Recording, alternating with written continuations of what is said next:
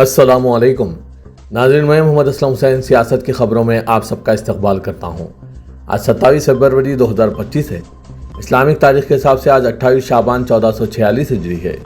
पेश है आज की कुछ अहम खबरें। मरकजी काबीना ने आज जुमेरात को वक्त तरमीम बिल की मंजूरी दे दी है। ज़राए के मुताबिक JPC की रिपोर्ट की बुनियाद पर इसे ग्रीन सिग्नल दिया गया है। इसे पार्लियामेंट के बजट इजलास के दूसरे हिस्से के दौरान पेश किया जा सकता है। इससे कल 13 फरवरी को वक्फ बिल पार्लिमानी कमेटी की रिपोर्ट पार्लियामेंट में पेश की गई थी। कमेटी की रिपोर्ट की बुनियाद पर वक्फ बिल का नया मसूदा तैयार किया गया। अब इस बिल को मोदी काबीना ने मंजूरी दे दी है। अब यह बिल बजट इजलास के दूसरे हिस्से में पेश किया जा सकता है। बजट इजलास का दूसरा हिस्सा 10 मार्च से 4 अप्रैल तक चलेगा। आज के इस खबरनामे को जर्मनटाइन हॉस्पिटल की जानिब से स्पॉन्सर किया जा रहा है। Germanton super speciality hospital, national award winner doctor Mir Jawad Jar Khan, German trained senior orthopaedic surgeon and director, माहिर डॉक्टर्स डॉक्टर वासिफ आजम और doctor Bharvi Chunduri, senior cardiologist और दीगर डॉक्टर्स हर शोबे में नुमाया खिदमत अंजाम दे रहे हैं। Advance cath lab, MRI, operation theatre, ICU, 2D, ultrasound जैसी सहूलियात से आरास्ता कॉर्पोरेट लेवल हॉस्पिटल, वाजबी फीस में हर मर्ज से शिफायाबी के लिए Germanton super speciality hospital, Attapur. Delhi के वज़ीर आला रेखा गुप्ता ने आज जुमेरात की सुबह अपनी रिहाइशगाह पर आम लोगों से मुलाकात की और इनका इस्तकबाल किया, जबकि खैर ख्वाह इन्हें इनके नए किरदार पर मुबारकबाद देने के लिए जमा हुए। जबकि उन्होंने आज जुमेरात को दिल्ली असेंबली में डिप्टी स्पीकर के ओहदे के लिए बीजेपी के रुकन असेंबली मोहन सिंह का नाम तजवीज़ करने की तैयारी की है।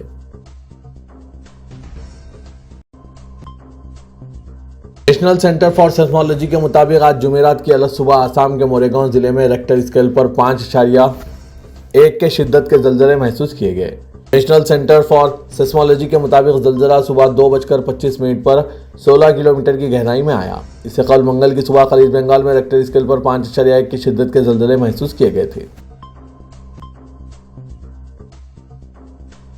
मोदी हुकूमत ने मुल्क की मईशत का कैसा बेड़ा गर्क कर दिया है, इसका अंदाजा एक हालिया रिपोर्ट से लगाया जा सकता है कि इस वक्त मुल्क की 140 करोड़ की आबादी में से 100 करोड़ शहरियों के पास खर्च करने के लिए पैसे नहीं हैं।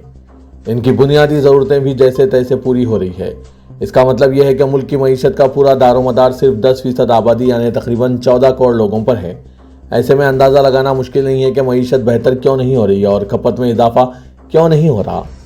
मारूफ venture capital company Bloom Ventures की जानिब से जारी करदा इंडस वैली सालाना रिपोर्ट में यह सनसनीखेज इंकशाफात किए गए हैं। इसमें बताया गया है कि हिंदुस्तान की मुआशी तरक्की और सारिफिन की खपत बुनियादी तौर पर सिर्फ अमीर तबके की मरहून मन्नत है। रिपोर्ट के मुताबिक खर्च करने वाली ये क्लास वसी होने के बजाय गहरी हो रही है, यानी अमीर मजीद अमीर हो रहे हैं जबकि गरीब तबके की मुआशी हालत मजीद ख़राब हो रही है। इस रिपोर्ट में यह भी बताया गया है कि हिंदुस्तान में वो तबका जो बाकायदगी से अशिया और खिदमात पर खर्च करता है, इसकी तादाद सिर्फ 13 से 14 करोड़ है, जो कि मैक्सिको की आबादी के बराबर है। इस अदम मसावत की वजह से हिंदुस्तानी मार्केट में नुमायां तब्दीलियाँ देखने को मिल रही है। नाज़रीन, हिंदुस्तानी मईशत में और 100 करोड़ शहरियों के पास खर्च करने के लिए पैसे नहीं है, इस पर आपकी क्या राय है? कमेंट के जरिए ज़रूर बताइएगा। मरकज़ पर नई एजुकेशन पॉलिसी के जरिए जनूबी हिंद पर हिंदी थोपने का इल्ज़ाम आयद करते हुए तमिलनाडु के वज़ीर आला MK स्टालिन ने फिर ऐलान किया है कि हम किसी को भी तमिल अवाम की इज्जत नफ्स के साथ खिलवाड़ की इजाज़त नहीं देंगे। दूसरी तरफ जनूबी रियासत तेलंगाना में कांग्रेस हुकूमत ने हिंदी के मुकाबले रियासती ज़बान के तहफ़्फ़ुज़ को यकीनी बनाने के लिए रियासत की तमाम स्कूलों में तेलुगु को लाजमी कर दिया है।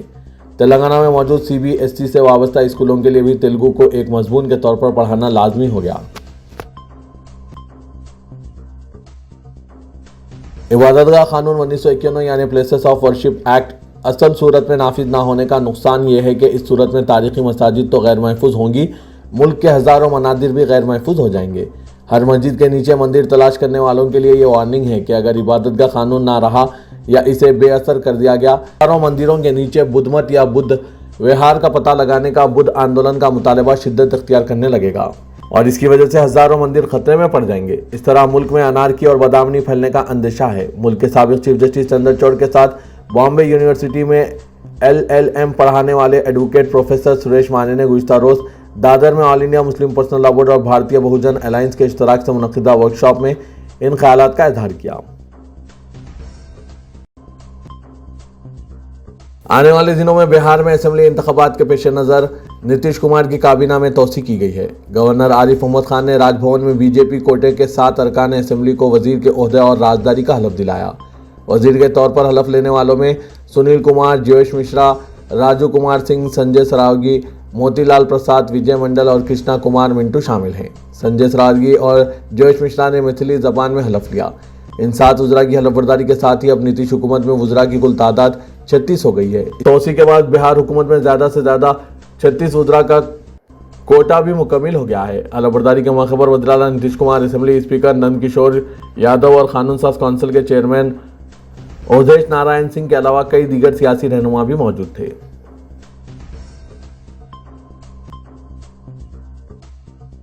मरकजी वज़ीर दाखिला और बीजेपी लीडर अमित शाह ने कहा है कि हदबंदी के बाद तमिलनाडु की एक भी लोकसभा सीट कम नहीं होगी।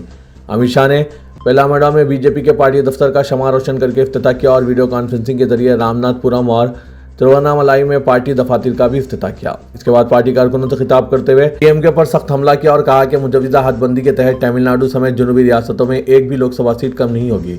इससे कबल स्टालिन ने कहा था कि आबादी की बुनियाद पर हदबंदी के तहत तमिलनाडु में लोकसभा की 8 सीटें कम हो जाएंगी। उन्होंने कहा था कि हदबंदी एक महलूक तलवार है जो जुनूबी रियासतों पर लटक रही है। उन्होंने 5 मार्च को ऑल पार्टी मीटिंग बुलाई है ताकि इस मसले पर बातचीत की जा सके और रियासत के हुकूक का तहफ़्फ़ुज़ किया जा सके। अमित शाह ने स्टालिन के दावों की सख्ती से तरदीद करते हुए कहा कि हदबंदी के अमल के तहत तमिलनाडु समेत जुनूबी रियासतों में एक भी नशिस्त कम नहीं होगी। बुधवार को हिंदुस्तान और पाकिस्तान के दरमियान हुए क्रिकेट मैच के दौरान मुंबई के सिंधुदुर्ग के मालौन इलाके में मुबैना तौर पर किसी ने पाकिस्तान जिंदाबाद के नारे लगाए, जिसके बाद हालात कशीदा हो गए। इस मामले में 2 लोगों को गिरफ्तार भी कर लिया गया है, जबकि गुज़श्ता रोज़ बाद लोगों ने बाइक रैली निकाली और इंतजामिया ने इन 2 अफराद की कबाड़ की दुकान मुनहदिम कर दी। वाज़ेह के उस वक्त दुबई में चैंपियन ट्रॉफी जारी है, जिसमें इतवार के रोज़ हिंदुस्तान और पाकिस्तान के दरमियान मैच खेला गया। मैच में जब हिंदुस्तान के कप्तान रोहित शर्मा आउट हुए तो मुबैना तौर पर सिंधुदुर्ग जिले के मालौन तालुके में वाक़े आरगोंग इलाके में 2 लड़कों ने पाकिस्तान जिंदाबाद के नारे लगाए। इस पर वहां मौजूद लोग मुश्तइल हो गए और उन्होंने इन दोनों लड़कों को पुलिस के हवाले कर दिया। इस बात की तस्दीक नहीं हो सकी कि दोनों का नाम क्या था, लेकिन सतीश राणे के ट्वीट से जाहिर होता है कि दोनों मुसलमान थे। इतना ही नहीं, मुकामी बाशिंदों ने इस मामले पर नाराजगी का इजहार करते हुए गुज़श्ता रोज़ एक बाइक रैली निकाली। कहा जा रहा है कि इस रैली में तमाम पार्टियों के कारकुनान शामिल थे। इन ऑल पार्टी कारकुनान का गुस्सा यही नहीं रुका, बल्कि उन्होंने इंतजामिया से शिकायत करके इन लड़कों की कबाड़ की दुकान मुनहदिम कर दी।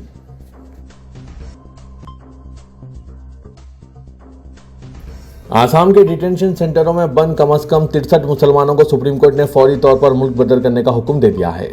इस हुक्म की वजह से आसाम हुकूमत का वो हलफनामा है जिसमें इन तमाम को बांग्लादेशी करार दिया गया। दूसरी तरफ इन अफराद के रिश्तेदारों ने जो आसाम में ही मुकीम है, इनके गैर मुल्की होने की पुरजोर मुखालिफत कर रहे हैं। मुतद्दिद ने इसके खिलाफ अदालतों से रुजू किया है। फरवरी के पहले हफ्ते में इस मामले की सुनवाई करते हुए सुप्रीम कोर्ट ने इस बात पर बरहमी का इजहार किया कि रियासती हुकूमत ने अब तक इन 63 अफराद की मुल्क बदरी की कार्रवाई शुरू नहीं की है। ये लोग आसाम के गोलपारा जिले में वाक़ डिटेंशन सेंटर में हैं। सुप्रीम कोर्ट के इस सवाल पर कि इन्हें अब तक मुल्क बदर क्यों नहीं किया गया, आसाम हुकूमत ने कहा है कि ये गैर मुल्कियों ने बैरून मुल्क अपने पते नहीं दिए, इसलिए इन्हें वहाँ मुंतकिल नहीं किया जा सका। दिलचस्प बात यह है कि जिन अफराद को मुल्क बदर करने की तैयारी की जा रही है, इनके ख़ानदान हिंदुस्तान में हैं। Scroll.in ने अपनी एक ताज़ा रिपोर्ट में बताया है कि ये 63 में से कम 20 अफराद ने गैर मुल्की करार देने के ट्रिब्यूनल के फैसले को सुप्रीम कोर्ट समेत कई अदालतों में चैलेंज किया है। स्क्रॉल की रिपोर्ट ने इनमें से 7 अफराद के अहलखाना से रब्ता कायम करने में कामयाबी हासिल की। उन्होंने गैर मुल्की होने के इल्ज़ाम को खारिज करते हुए दस्तावेज दिखाए।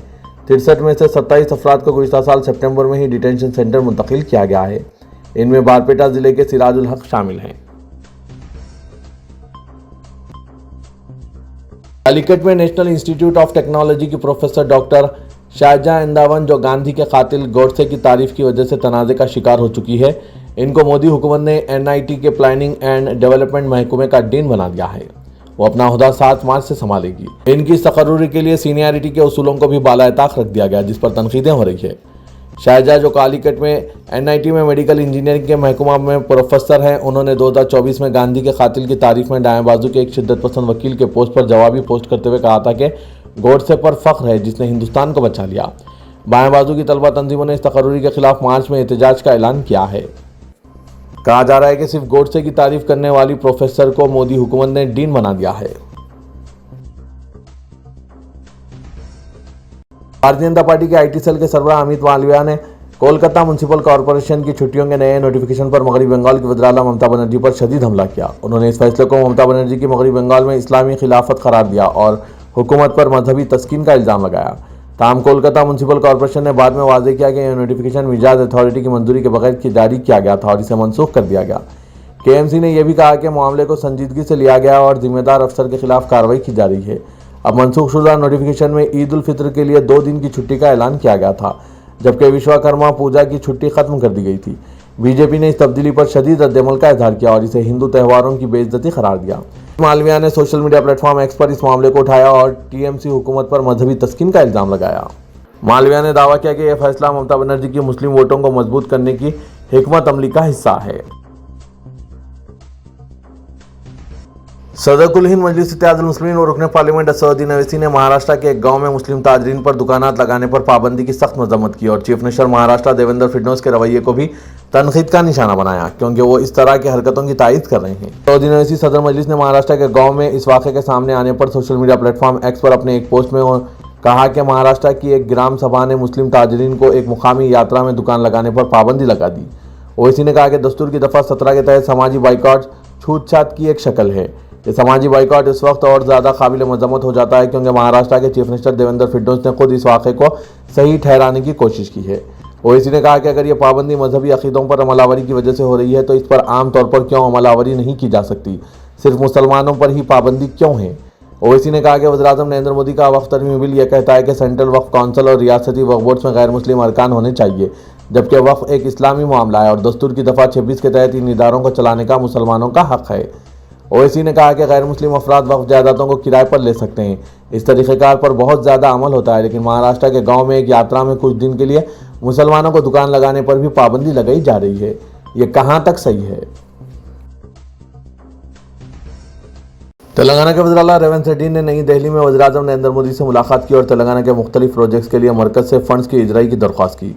वज़ीर information technology D Sridhar Babu के हमरा चीफ मिनिस्टर ने वज़ीर-ए-आज़म को हैदराबाद मेट्रो रेल मरहला दुव्वम, Musi river front development project, regional ring road, dry ports और सेमीकंडक्टर मिशन जैसे प्रोजेक्ट्स की तफसीलात से वाकिफ कराते हुए मरकज़ से ताउन की अपील की।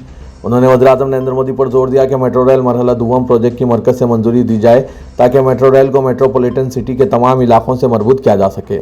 वज़ीर आला ने वज़ीर-ए-आज़म को बताया कि साबिक़ हुकूमत ने 10 साल दौरे हुकूमत में मेट्रो रेल के तोसी मंसूबे पर तवज्जो नहीं दी। उन्होंने वजाहत की कि मेट्रो रेल मरहला दुव्वम के तहत जुमला 5 राहदारियाँ हैं जो 76 किलोमीटर पर मुहित हैं। प्रोजेक्ट के लिए 24,272 करोड़ का तखमीना किया गया है। उन्होंने वज़ीर-ए-आज़म नरेंद्र मोदी से दरख्वास्त की कि प्रोजेक्ट को फौरी मंजूरी दी जाए। वज़ीर-ए-आज़म की सरकारी रिहाइशगाह पर हुई मुलाकात में चीफ मिनिस्टर ने तेलंगाना के ज़ेर-ए-इल्तवा प्रोजेक्ट्स और रियासत को मजीद IPS अहदेदारों की मंजूरी के लिए नुमाइंदगी की।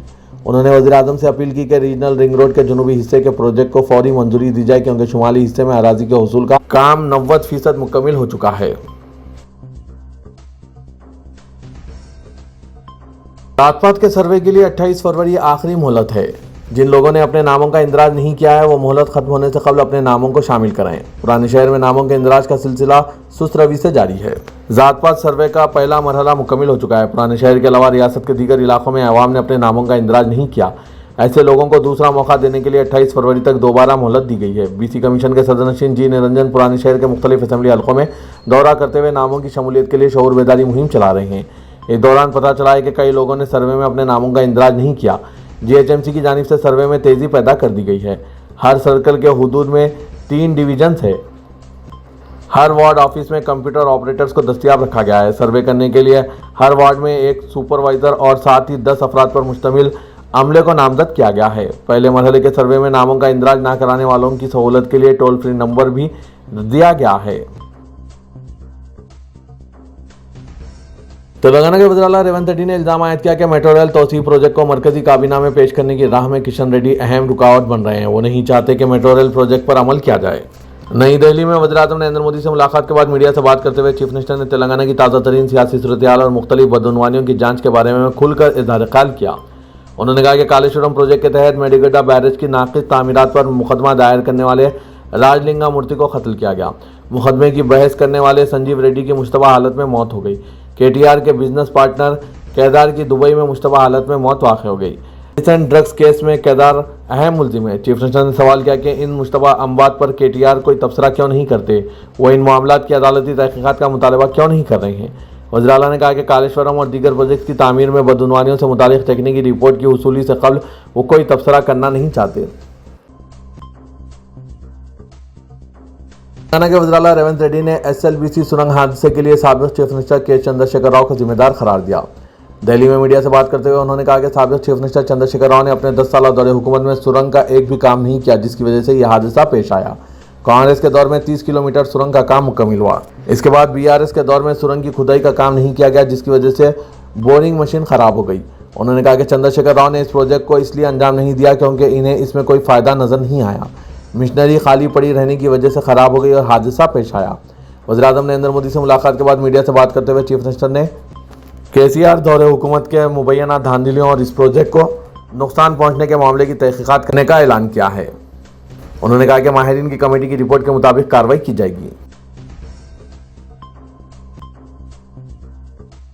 शहर हैदराबाद में राशन कार्ड्स में नए अराकीन की शमूलियत के लिए दी गई दरख्वास्तों की मंजूरी में मुसलसिल ताखीर हो रही है, जिसकी वजह से हज़ारों खानदान परेशानी का शिकार हैं। ग्रेटर हैदराबाद म्यूनसिपल कॉर्पोरेशन के हुदूद में तकरीबन 3 लाख खानदानों ने 9 लाख नए अराकीन के नाम राशन कार्ड्स में शामिल करने के लिए दरख्वास्तें दी है, लेकिन इन दरख्वास्तों की मंजूरी का अमल तेज़ नहीं हो रहा है। हुक्काम ने बताया कि मौजूदा दरख्वास्तों की मंजूरी के बगैर नई दरख्वास्तों के लिए कोई ऑप्शन नहीं है।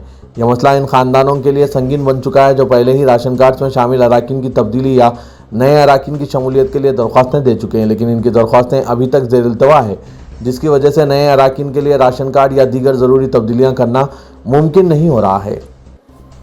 मलकपेट के रहने वाले एक शख्स ने 5 साल पहले शादी के बाद अपनी बीवी का नाम राशन कार्ड में शामिल करने के लिए दरख्वास्त दी थी, लेकिन अब तक इन्हें इसकी मंजूरी नहीं मिली।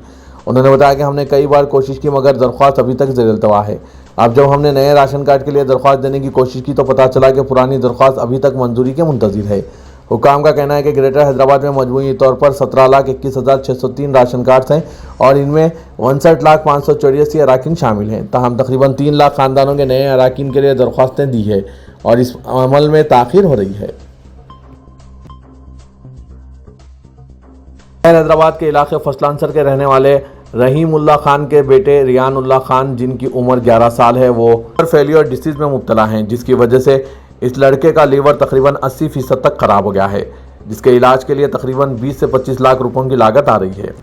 शुरू में ही इसका इलाज नीलोफर अस्पताल में कराया जा रहा था, लेकिन सही देखभाल नहीं करने की वजह से और डॉक्टर्स की अदम दिलचस्पी के बाद लड़के की तबीयत नासाज होने लगी और काफ़ी बिगड़ गई, जिसके बाद इस लड़के को लकड़ी का पुल पर वाक़ एंजल हॉस्पिटल में शरीक किया गया है, जहां रोज़ाना 1.5 लाख रुपए का खर्च आ रहा है। लड़के के वालिद एक ऑनलाइन शॉपिंग प्लेटफॉर्म पर काम करते थे, लेकिन अब बेरोज़गार हो चुके हैं। हमारे खबरनामे के ज़रिए अहले खैर हजरात से एक मासूम बच्चे की ज़िंदगी बचाने के लिए माली मदद की अपील कर रहे हैं। नाज़रीन, आप हजरात इनकी माली मदद अकाउंट के ज़रिए कर सकते हैं। इनका अकाउंट नंबर के लिए पासबुक की फ़ोटो स्क्रीन पर आप देख सकते हैं और साथ ही गूगल पे का नंबर भी दिया जा रहा है और इनका कॉन्टैक्ट नंबर भी वीडियो के डिस्क्रिप्शन में दिया जा रहा है। आप अहले खैर हजरात इस मासूम की जान बचाने के लिए माह मुक़द्दस रमज़ान मुबारक की बरकत से ज़्यादा अपना ताउन पेश करें।